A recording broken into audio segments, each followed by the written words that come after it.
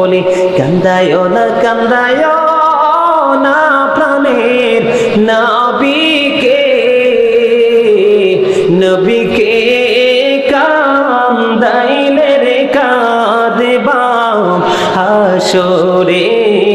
আল্লাহুম্মা সাল্লি আলা মুহাম্মাদ ওয়া আলা আলি সাইয়্যিদিনা মুহাম্মাদ ওয়া আলা আলি সাইয়্যিদিনা মুহাম্মাদ।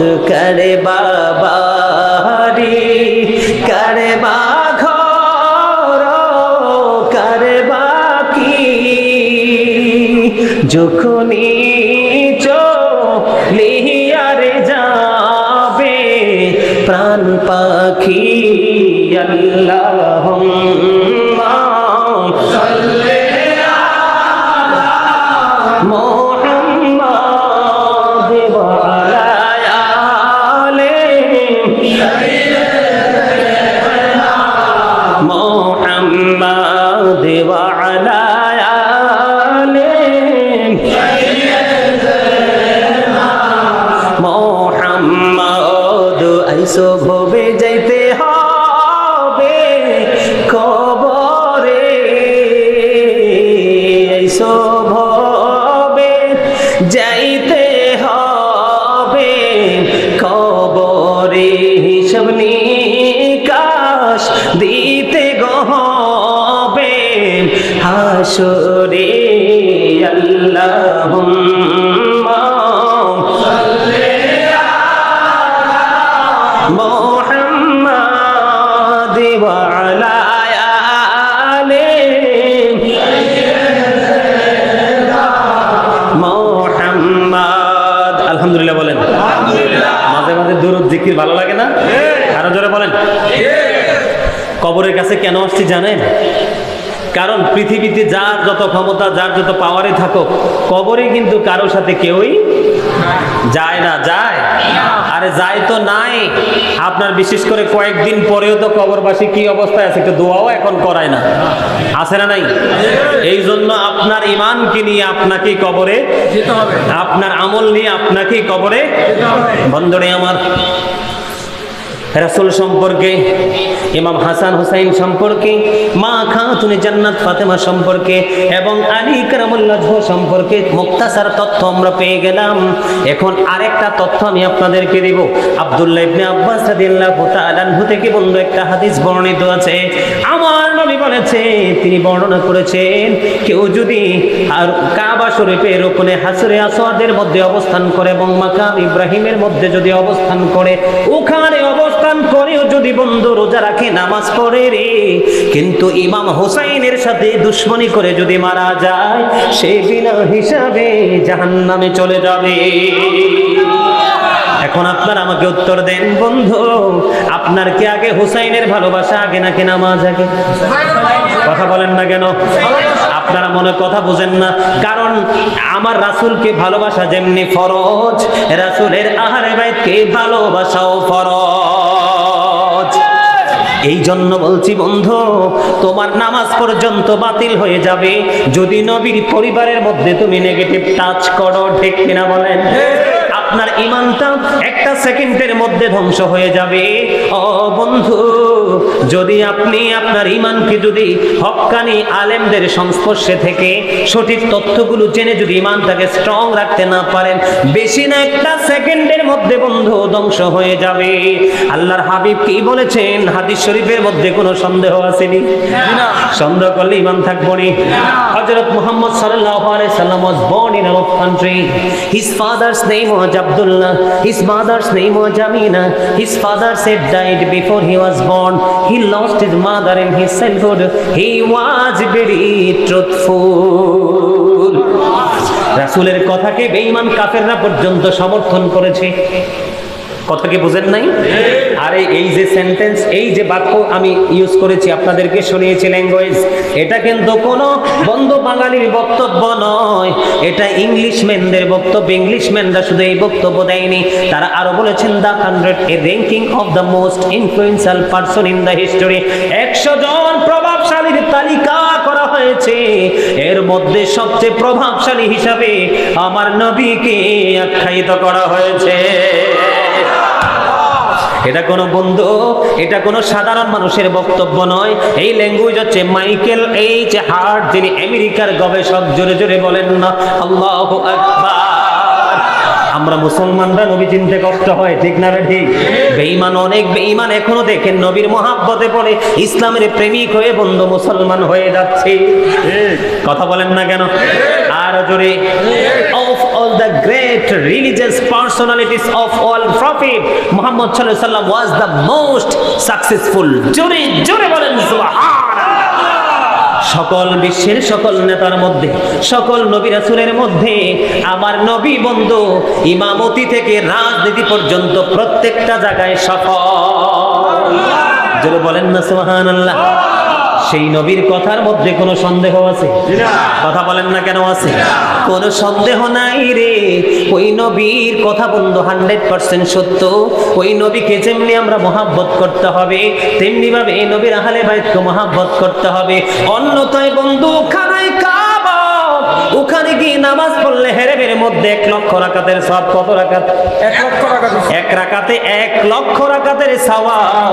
আপনি যদি ওই জায়গার মধ্যেও যদি আপনি বসে বসে বন্ধু নফল ইবাদত করেন, রোজা রাখেন, কিন্তু নবীর পরিবার ইমাম হুসাইনের পক্ষে যেতে পারলেন না, তার সাথে প্রেম করতে পারলেন না, ইমাম হুসাইনের বক্তব্যকে সাপোর্ট দিতে পারলেন না, ইমাম হুসাইনের কর্মকে আপন কর্ম হিসাবে গ্রহণ করতে পারলেন না, ওই হেরেমের মধ্যে বন্ধু 1 রাকাত নামাজ পড়লে 1 লক্ষ রাকাতের সওয়াব। ওইখানে নামাজ পড়ার পরেও, রোজা রাখার পরেও নবী বলেছেন জাহান্নামী হতে হবে। জোরে জোরে বলেন না নাউজুবিল্লাহ। বন্ধুরে আমার, এখানেই শুধু ক্ষান্ত নয়। বন্ধু, ইমাম হুসাইনকে যারা ভালোবাসবে, নবীকে তারা ভালোবাসলো, নবীকে যারা ভালোবাসলো, তাদের অটো আল্লাহর সাথে ভালোবাসা হয়ে যায়, প্রেম হয়ে যায়। জোরে জোরে বলেন সুবহানাল্লাহ।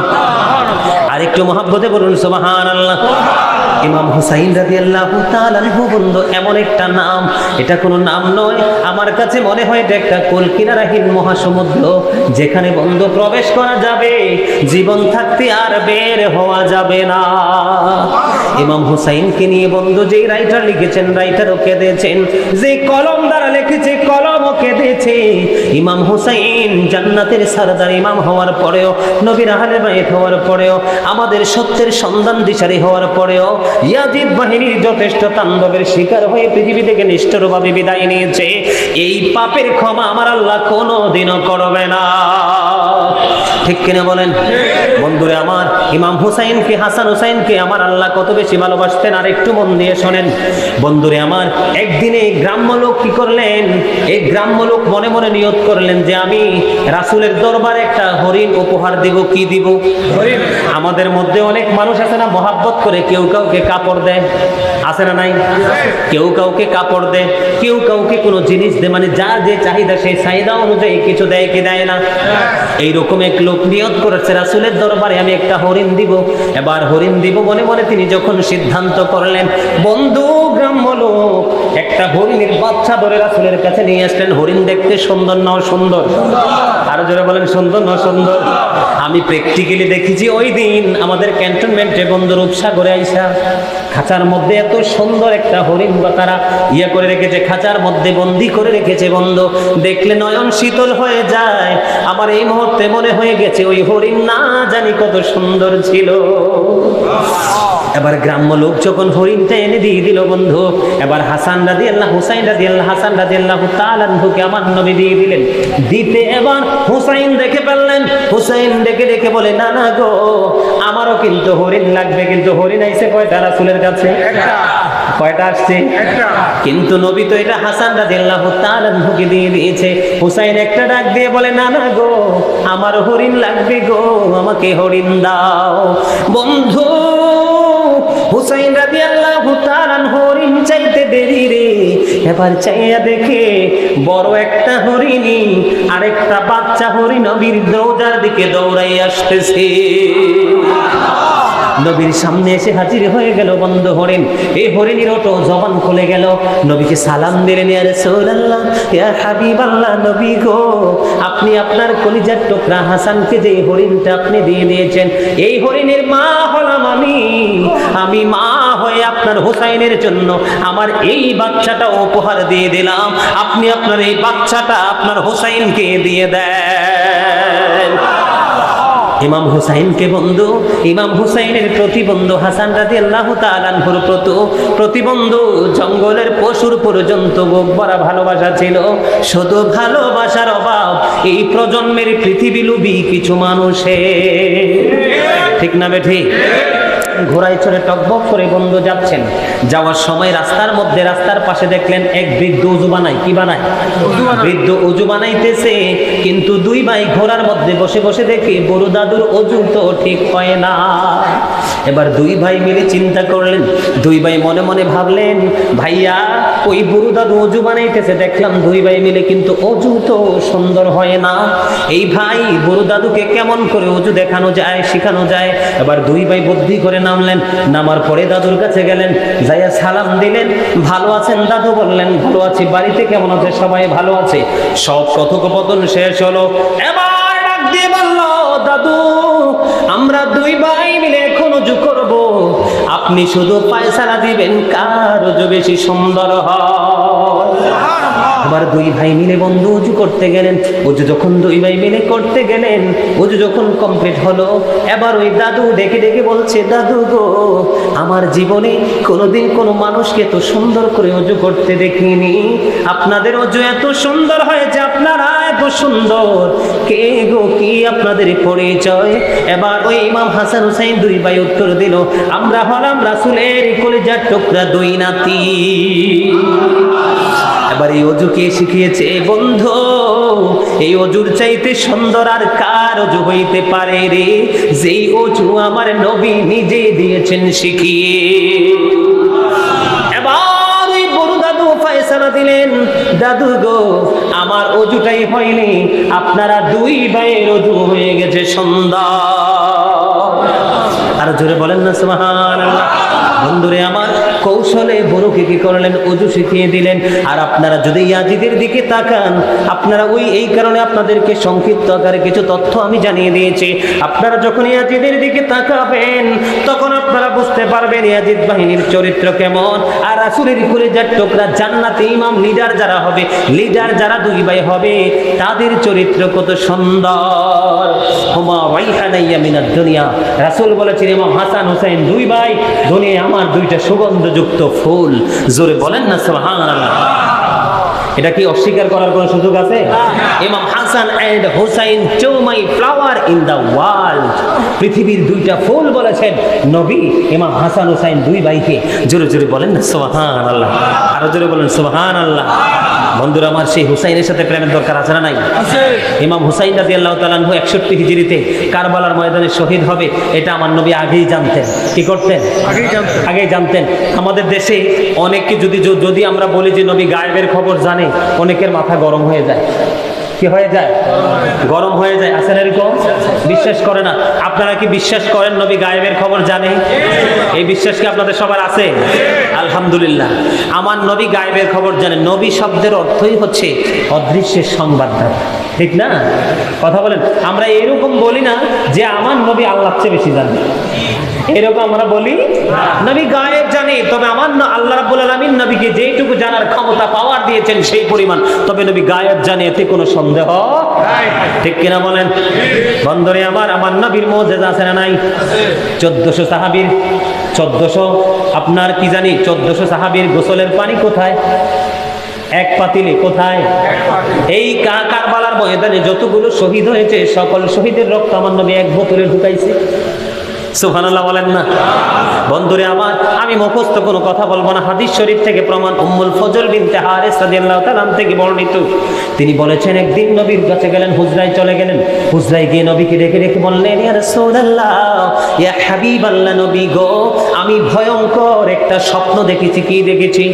স্বপ্ন দেখেছি। কথা বলে না। আপনারা কি ঘুমাই গেছে? ঘুমাই গেছে? আল্লাহুম্মা সাল্লি আলা সাইয়্যিদিনা মুহাম্মাদ নাবিয়ানা মাওলানা মুহাম্মাদ আল্লাহুম্মা সাল্লি আলা সাইয়্যিদিনা মুহাম্মাদ নাবিয়ানা মাওলানা মুহাম্মাদ আল্লাহুম্মা সাল্লি আলা সাইয়্যিদিনা মুহাম্মাদ নাবিয়ানা মাওলানা। জোরে জোরে আলহামদুলিল্লাহ। সবগুলোর অন্তরে ভালোবাসা আছে না? আমি ভরপুর না? কি সাউন্ড! আপনারা যখন মিডিয়াতে যখন এই আলোচনাটা আসবে, যখন আপনারা জিকিরের আওয়াজ শুনবেন মিডিয়াতে, তখন বুঝতে পারবেন, আপনারা তখন বলতে পারবেন I am very successful person. কারণ সেই মাহফিলে আমি উপস্থিত ছিলাম, উচ্চ আওয়াজে নবীর প্রেমের দুরূদ পড়েছি, আল্লাহর প্রেমে জিকির করেছি। জোরে জোরে সুবহানাল্লাহ। আরে আরো জোরে সুবহানাল্লাহ। বর্তমান পরিস্থিতি মোটেও ভালো না। আমাদের ঈমানও ঠিক নাই, আমলও ঠিক নাই, কর্মও ঠিক নাই। এই জন্য দেখেন, এই সময় আপনারা যারা আমার বাবারা দাদারা আছেন, আপনারা কি দেখছেন কখনো এই সময় টারবিনের পানি দিয়ে ফসল করতে? ওই দিন আমার গ্রামে গেছি শহর থেকে, পরে অটো ড্রাইভারকে জিজ্ঞেস করলাম যে এই পানি কোত্থেকে? হুজুর সব সেচের পানি। অবাক হয়ে গেছি। কি লাভ হবে আমি অন্যজনকে দোষে, সব পেয়েছি আমি আমার আপন কর্ম দোষে। আমি অন্যজনকে দোষ দিয়ে কোনো লাভ নাই। সম্মানিত উপস্থিতি, কিসের ঘুম, কিসের আরাম, কিসের আয়াস? এখন আপনি মরে যান, দ্বিতীয়বার আপনাকে আর আপনার ঘরে নেওয়া হবে না। একবার যদি ঘর থেকে বের করা হয়, আপনাকে হাজার হাঁটু পানি দিয়ে হলো কবরে দাপন করা হবে। কে আপনার আপন? আপনি নিজে আপনার আপন হয়ে যদি কবরে যেতে পারেন, তাহলেই আপনি সফল হতে পারবেন। ঠিক কিনা বলেন? একটু ধৈর্য নেই, একটু সময় মাহফিলে বসবেন। একদিকে আল্লাহ রাসূলের সাথে প্রেম হবে, আর একদিকে দুরূদ, জিকির, কোরআন তেলাওয়াতের আয়াত হাদিস শুনে আমলনামা ভরপুর হয়ে যাবে, ঈমানটা মজবুত হয়ে যাবে। আপনারা হাজার চেষ্টা করলে সব চুরি নিতে পারলে ঈমান নিতে পারবে না। কথা বলেন না কেন? এই মিয়া, ছেলে সন্তান বিবি পরিবারের জন্য কত কষ্ট করতেছেন। আপনি কোরআন শরীফের 19 পারায় সূরা শুআরার 88 নম্বর আয়াত খুলে দেখেন। আল্লাহ বলেছেন, ইয়াউমা লা ইয়ানফাউ মালু ওয়ালা বানুন ইল্লা মান আতাল্লাহা বিকলবিন সালিম। আছে না নাই? আপনি সব আছেন এখানে? আছেন? আল্লাহ বলছেনই, ধন সম্পদ, টাকা পয়সা, সন্তান সন্ততি কিয়ামতের দিন এই কিচ্ছু কাজে লাগবে না, তবে যিনি সুস্থ অন্তর নিয়ে যাবে সেই ব্যতীত। আপনি আপনার সুস্থতা নিয়ে কবরে যান, আপনার কারো হেল্পের প্রয়োজন হবে না। মনে রাখতে হবে, মিনহা খলাকনাকুম ওয়া ফিহা নুঈদুকুম ওয়া মিনহা নুখরিজুকুম তারাতান উখরা। বাংলাতে যদি সুরে সুরে বলি, যখন তোমার কেউ ছিল না তখন ছিলাম আমি, এখন তোমার সব হয়েছে পর হয়েছি আমি, যখন তোমার কেউ রবে না রব শুধু আমি, আমার কাছে আসতে হবে মনে রেখো তুমি। ঠিক কিনা বলেন? All men will die. সকল মানুষকে মরতে হবে। কথা বলেন না কেন? সবাইকে কি করতে হবে? মরতে হবে, কবরে যেতে হবে। কুল্লু নাফসিন যায়কাতুল মাউত। অস্বীকার করার সুযোগ আছে? আল্লাযী খালাকাল মাউতা ওয়াল হায়া। যিনি জীবন সৃষ্টি করেছেন, তিনি মরণও সৃষ্টি করেছেন। ঠিক কিনা বলেন? বাঁচার কি কোনো সুযোগ আছে? বাঁচতে পারবেন না। এই আমার দিকে তাকান।